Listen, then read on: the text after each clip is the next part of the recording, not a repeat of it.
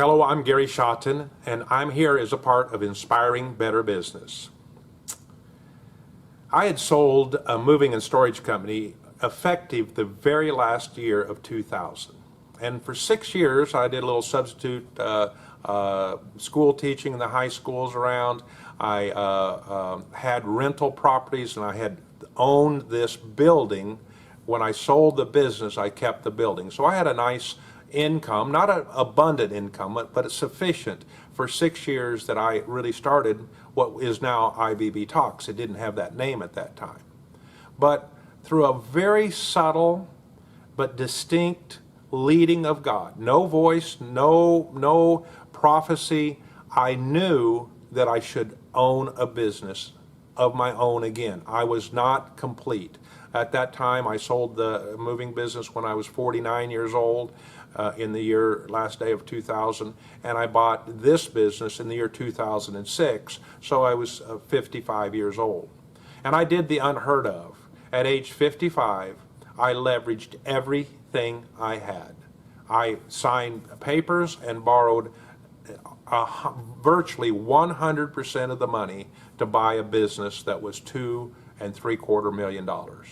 Virtually 100% was borrowed money, basically through 2 SBA loans.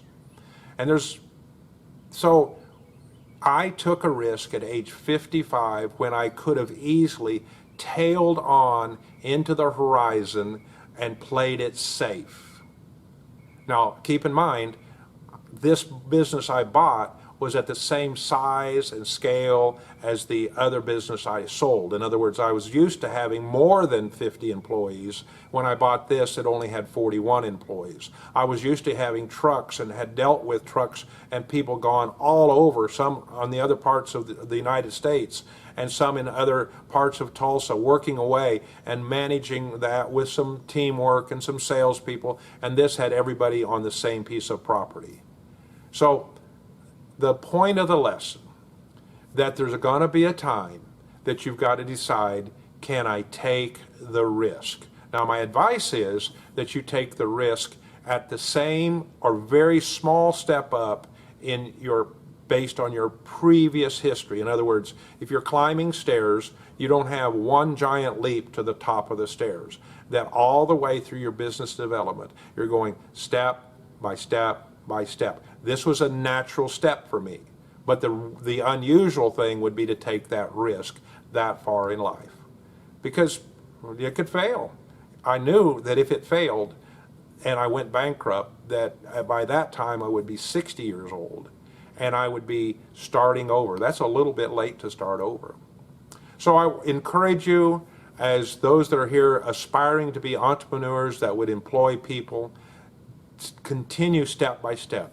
Learn what you can on each step. Go step by step by step.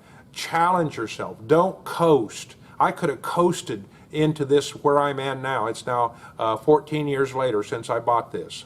It's basically July of 2020. And so, but I don't want to coast. I don't want to spend my life coasting on.